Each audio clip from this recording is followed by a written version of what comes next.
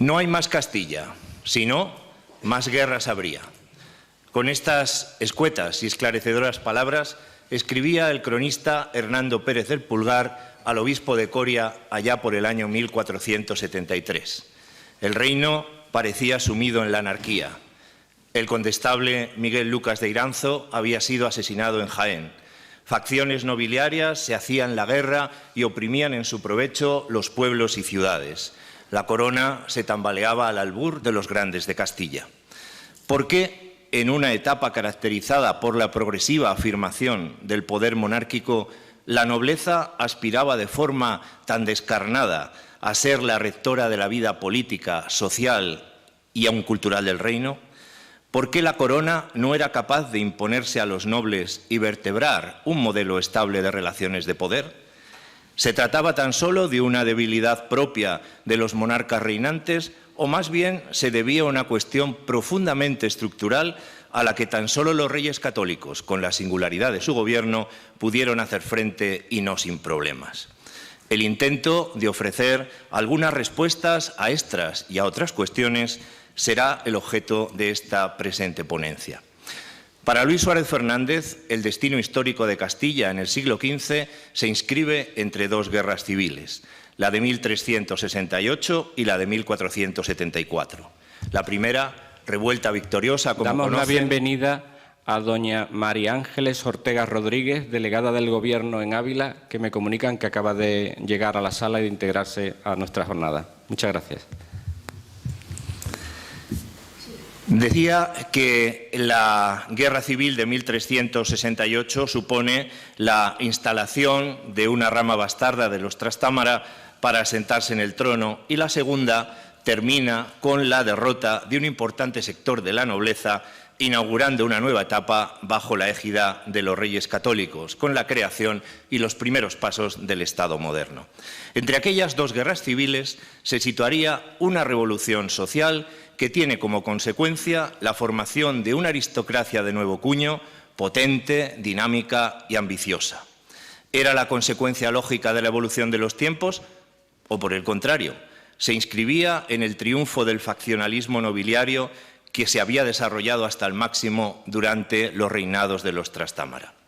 Según Josep Pérez, cabría interpretar la historia castellana del siglo XV como un vasto proceso de aristocratización.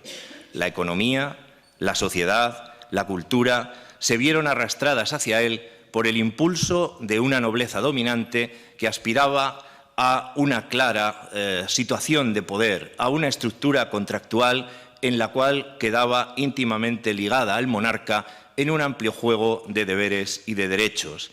Por consiguiente, ese poder iba a ser ostentado por un reducido y selecto grupo de linajes que reunirían entre sus filas el poder y la riqueza. Estos linajes nobiliarios, como es lógico, trataban de aumentar su caudal por alzarse a puestos de primera fila en el gobierno.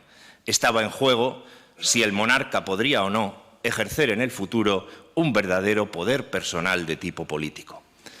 Como grupo social privilegiado, constituido como clase dominante y cuyo poder se vinculaba a la posesión de tierras y hombres, la nobleza castellana del siglo XV había pasado de ser el círculo de parientes directos del rey al advenimiento de los Trastámara a una nobleza de servicio que comienza a consolidarse a partir del reinado de Enrique III.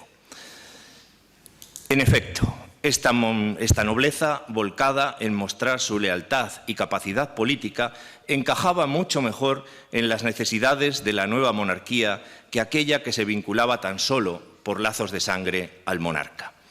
Apoyada sobre las bases de unos señoríos, en ocasiones no suficientemente productivos y ambicionando siempre constantes rentas, la nobleza se mostraba ávida de poder y de influencia. Sus alianzas matrimoniales la convertían en una poderosa oligarquía capaz de articular ligas y confederaciones que podían hacer sentir su peso en el rumbo de la política del reino. El equilibrio la paz, la estabilidad de la turbulenta Castilla del siglo XV solían lograrse con cesiones reales de rentas, vasallos y tierras que engrosaban los patrimonios nobiliarios. Esa Castilla donde casi la mitad de los territorios y al menos un tercio de la población formaban parte de los señoríos. No es de extrañar, por consiguiente, la constante búsqueda de transferencia de rentas a la nobleza. Los de la Cueva, Álvarez de Toledo, Mendoza, Velasco, todo un enorme etcétera que en esta diapositiva introductoria represento rodeando a la figura del retrato ecuestre del monarca, constituyen ese círculo de poder que en ocasiones comprime, que en ocasiones se expande en torno a la figura del monarca. Numerosos son, sin duda, los aspectos de análisis que nos auxiliarían a la hora de tipificar la nobleza castellana. Realmente, entre ellos, vamos a reflexionar sobre los que considero en este momento más significativos. El primero de ellos sería el proceso de avance hacia la monarquía autoritaria. El segundo, el faccionalismo de la nobleza como mal endémico de este tiempo. El tercero, la importancia que todavía ejercían, sin duda alguna, los grandes maestrazgos de las órdenes militares de caballería hispánicas y, por supuesto, la imprescindible política de control y de sumisión de la nobleza que los reyes católicos llevan a cabo a lo largo de su reinado y que era la consecuencia lógica de tratar de impedir los desmanes que se vivían fundamentalmente en el reinado anterior de Enrique IV. Con respecto a ese largo camino hacia la monarquía autoritaria, habría que interpretar, y es la opinión que mantiene, por ejemplo, Nieto Soria, que el paulatino desligamiento del rey con respecto a la ley constituirá uno de los rasgos más característicos de la evolución del modelo monárquico de la Castilla del siglo XV, algo que queda expresado simbólicamente en una conocida cláusula cancilleresca, esa que dice «de mi poderío real y absoluto», a la que se recurría en muchas ocasiones para justificar una decisión del rey susceptible de ser contraria a la norma vigente. De forma lenta pero decidida, la imagen de un rey legislador no atado a las leyes se va confirmando como uno de los rasgos dominantes del sistema político castellano del siglo XV. La nobleza, afectada por este nuevo planteamiento, tuvo que incorporar la existencia del poderío real absoluto a sus propios conceptos políticos y plegarse o no a él según lo indicaran las circunstancias para proteger sus propios intereses políticos y estamentales. Es verdad que existen algunos precedentes de esta idea de avance hacia una concepción más absoluta del poder desde tiempos de Juan I, pero en realidad esa fórmula aparece sobre todo durante el reinado de Enrique III y más en concreto a partir del año 1395. El monarca dice textualmente: «Rey es señor de mi poderío real ordenado, e aún si menesteres absoluto». Es decir, que ya en las crónicas, en los documentos de Cancillería, aparece este tipo de planteamiento. Esta expresión, que para Ladero Quesada indicaría que, aun partiendo de una situación excepcional, el rey tiende a asumir que es conveniente acudir a este poder ordenado y absoluto cuando las circunstancias así lo exijan. En realidad, esta idea sigue avanzando y progresando bajo el reinado de Juan II, cuando el rey pretende en determinados momentos situarse por encima de las leyes ordinarias. Es más, desde el propio entorno de la realeza se crea y se difunde un discurso político que cabría considerar como la caracterización absolutista del poder en su implicación de superioridad del rey sobre la ley. Además, y para lograr una argumentación mucho más poderosa, comienzan a menudear las referencias tocantes al origen divino del poder regio. Dice el documento de época: «Tan grande es el derecho del poder del rey, que todas las leyes e todos los derechos tiene sosí, e no lo ha de los hombres, mas de Dios, cuyo lugar tiene en todas las cosas temporales, el cual no es tenudo de juzgar según los dichos de los hombres, mas aún puede e debe juzgar su propia conciencia». Y no solamente los cronistas nos hacen un reflejo de esta construcción autoritaria del poder real. En algunas obras literarias de aquel mismo periodo comienza a plasmarse esa nueva realidad política. Así, el cancionero de Baena dice que sin poder absoluto del noble rey castellano, cuando yo afane e afano, es árbol seco sin fruto. También algunos otros literatos, y después José María Gómez ampliará muchísimo mejor todo esto que ahora les estoy comunicando, el propio Juan de Mena, en su Laberinto de Fortuna, además de ensalzar la figura del condestable don Álvaro de Luna, aboga por reforzar el poder del rey frente a una aristocracia que se muestra reacia ante ese afianzamiento de la corona. Esta situación es denunciada como peligrosa por las Cortes de Valladolid de 1442, las de Olmedo de 1445. En ambas reuniones resulta muy significativo que los procuradores adviertan de las graves implicaciones que el uso abusivo del poder real puede llegar a tener. Y así lo vuelven a poner de manifiesto una y otra vez, las Cortes de Valladolid del año 47 y en otros momentos subsiguientes. Aunque Juan II parezca avenirse, su política regia irá acentuando los rasgos claramente autoritarios y no limitados por normas, como una idea muy clara de caracterizar su propio poder.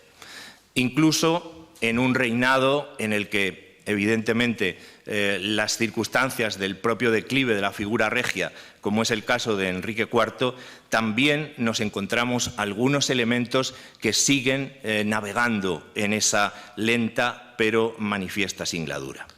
Siguiendo de nuevo con la interpretación de Nieto Soria, podemos considerar que a mediados del siglo XV el reconocimiento de un poder absoluto en manos del monarca era un principio gubernativo respecto del que existía, pues no cabe duda, una clara sensibilización política. Y así lo demuestra su utilización por los distintos monarcas. La relación entre monarquía y poder real absoluto no se polarizaba, y esto también hay que tenerlo en cuenta, en una opción plenamente absoluta y en otra opción plenamente antiabsoluta, sino que las opciones de juego eran una monarquía que podía ser ordinariamente absoluta y otra que de manera excepcional ejercía poderes extraordinarios por encima de la ley. Desde los criterios nobiliarios señoriales, tal como quedaron expresados en la sentencia arbitral de Medina del Campo de 1465, se reconocía la necesidad de un marco de discrecionalidad en el que se estableciera una relación tan estrecha entre gracia y poder absoluto que no se entendía la una y la otra, aceptándose la necesidad de esta componente graciosa como algo inherente a la formulación del propio poder del rey. Es decir, el monarca, si se sitúa por encima de la ley, también puede ejercer ese derecho de gracia absoluta independientemente de la autoridad de los tribunales, lo cual indudablemente ya se le está adjudicando una función que excede a lo habitual. Bajo el reinado de Enrique IV entraríamos en una fase en la que comenzaba a superarse desde la perspectiva nobiliaria la idea de un poder ordinario sujeto al cumplimiento de las leyes y un poder extraordinario y excepcional en el que se encuadraba el ejercicio de la dimensión absoluta del poder real, pareciendo percibirse desde la nobleza una tendencia a la normalización, es decir, a la aceptación de esa existencia de un poder real absoluto. Consecuencia de lo anteriormente expuesto, y continuando con esta línea argumentativa, hasta la nobleza más partidaria del rigor en la limitación del poder real consideraba que no era precisamente deseable que este poder absoluto naciente del rey desapareciera, porque indudablemente constituía una fuente de honores y un elemento muy útil también para los propios intereses de la nobleza. Solo así podríamos llegar a comprender cómo los reyes católicos, cuando comienza su reinado, interpretan este derecho real absoluto como algo absolutamente natural, y también la nobleza que apoya su causa. De ahí que fundamenten sobre él muchas de sus decisiones, sentando en buena parte las bases de lo que luego habría de ser la monarquía autoritaria. La nobleza del siglo XV es una nobleza fundamentalmente faccional. Comenzábamos esta ponencia con una frase de Hernando del Pulgar, y a su autoría pertenece también este otro fragmento que ilustra como pocos la realidad del faccionalismo castellano. Dice el historiador y cronista: «Vuestra casa fue receptáculo de caballeros airados y descontentos, inventora de ligas y conjuraciones contra el cetro real, favorecedora de desobedientes y de escándalos en el reino. Dejad ya, Señor, de ser causa de escándalos y sangre. Dejad ya, Señor, de rebelar y favorecer rebeldes a sus reyes y señores. Cesad ya, por Dios, Señor, cesad, y al menos tened compasión de esta tribulada tierra. No hay bajo el cielo reino más deshonrado que el dividido». Pues esta era una carta que Hernando Pérez del Pulgar dirige ni más ni menos que al arzobispo de Toledo, Alfonso Carrillo. Indudablemente personaje de todos ustedes conocido, cuyo espíritu faccionalista levantisco sería indudablemente uno de los más caracterizados de esta centuria de la que estamos hablando. Es verdad que la actitud del faccionalismo, de las ligas, de las divisiones, no es una creación propia del siglo XV. Indudablemente ya es una cosa que venía de lejos. No hace falta recordar reinados anteriores, los Castro y los Lara en época de Alfonso VIII, la rebelión de Sancho IV contra su padre, el rey Alfonso el Sabio, el propio advenimiento de los Trastámara en el reinado de Pedro I. Indudablemente, esta nobleza poseedora de dinero, de tierras y de hombres, unida por estrechos vínculos familiares, no va a dudar en poner en marcha sus mesnadas y reunir huestes al servicio de interesadas ligas, unas veces a favor de la corona, otras en su contra, pero siempre sirviendo a sus propios intereses. Enemigos de la preponderancia estable de un privado, como lo fuera don Álvaro de Luna bajo Juan II, clamarán y se alzarán para evitar cualquier pérdida de poder, aunque ante el monarca invoquen los supremos intereses de la corona. Son conocidas, por ejemplo, las cartas del almirante de Castilla, del conde de Benavente y de otros prelados y caballeros dirigidas al rey Juan II, implorándole que cesara de repartir mercedes de villas y de lugares. En su argumentación afirmaban ser cada vez menos los lugares que no están enajenados y que esa práctica solo llevaría al empobrecimiento de la corona, al incremento de la presión fiscal y al empobrecimiento del pueblo, que debería ser considerado el verdadero tesoro del monarca. Si el rey no se aviene a razones, se vuelven a reproducir las ligas y así tenemos durante el reinado de Juan II pues, sucesos famosos como la batalla de Olmedo de 1445. Los lazos de sangre que unían a los Trastámara aragoneses y a los castellanos también propiciarán la participación directa e intensa de otros personajes como los infantes de Aragón. Pero la base social castellana se estaba ensanchando gracias al despegue demográfico, al desarrollo agropecuario, al incremento de la producción textil y a los incrementos comerciales. Y ello hacía que la incipiente burguesía urbana tratara de buscar una relación directa con la monarquía sin contar con la tutela nobiliaria. Ante esta situación cambiante, la nobleza optó por una clara huida hacia adelante, forjando alianzas y pactos que dirigían un selecto grupo de linajes aristocráticos y que ahondaron en el faccionalismo existente, con interminables disputas internobiliarias y con la monarquía misma. Por eso, no es de extrañar que, iniciado el reinado de los Reyes Católicos, también se consignara esa realidad y el placer y la satisfacción de abandonar esta constante guerra. Con armas en guerra, en paz con las leyes, se quieren los reinos, Señor, conservar. Mas ay de la tierra, do todos son reyes, do todos presumen regir y mandar. Un Dios en el cielo, un rey en la tierra, se debe por todas partes temer. Quien esto no teme comete gran guerra, pues cuando do tanta malicia encierra, no pueden los reinos, Señor, florecer.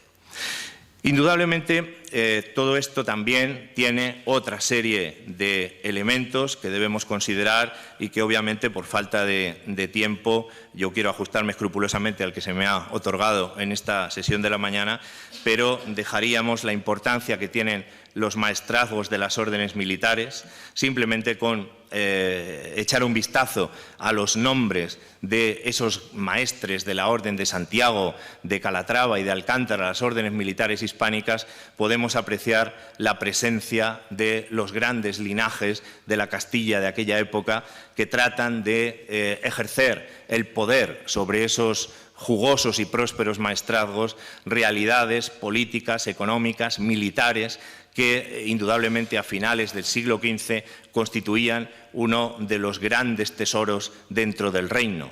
Pero dependiendo de manos de quien estuvieran, también se podían convertir en pequeños reinos dentro del reino.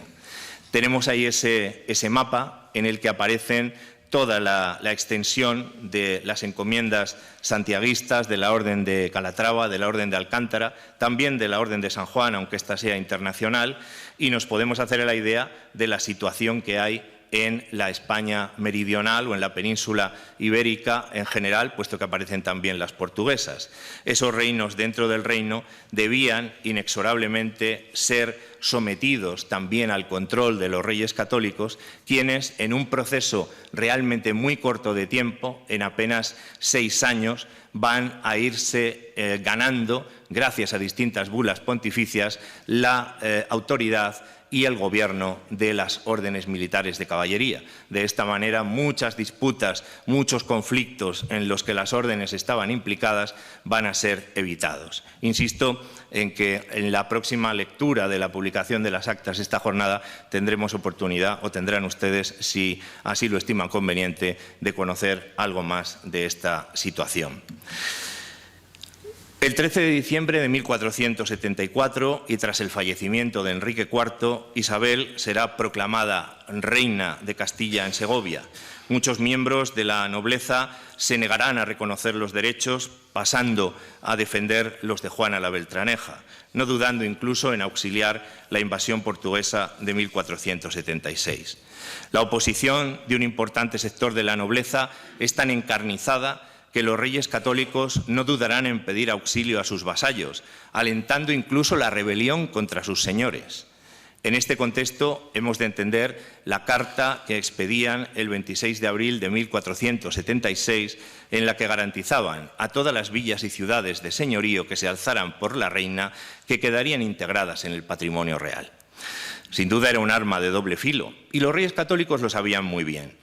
Por una parte, se apoyaban en los sentimientos antiseñoriales latentes en muchas partes del reino, con el objeto de debilitar a sus rivales políticos, pero por otra, son bien conscientes del riesgo que entrañaba perder el apoyo de los nobles que les eran leales y que sin duda verían con desagrado una multiplicación generalizada de estos movimientos antiseñoriales.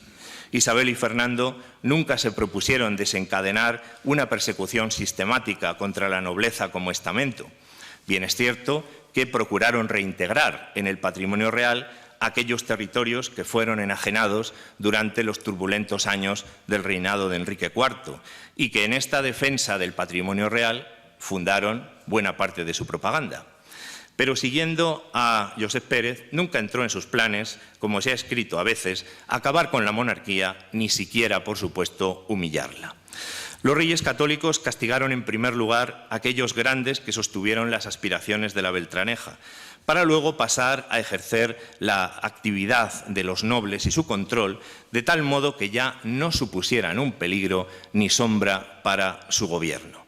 Este planteamiento de presente y de futuro justifica plenamente tanto el rigor que emplearon contra sus enemigos como su voluntad de recompensar a cuantos les habían sido leales mediante la concesión y creación de nuevos señoríos.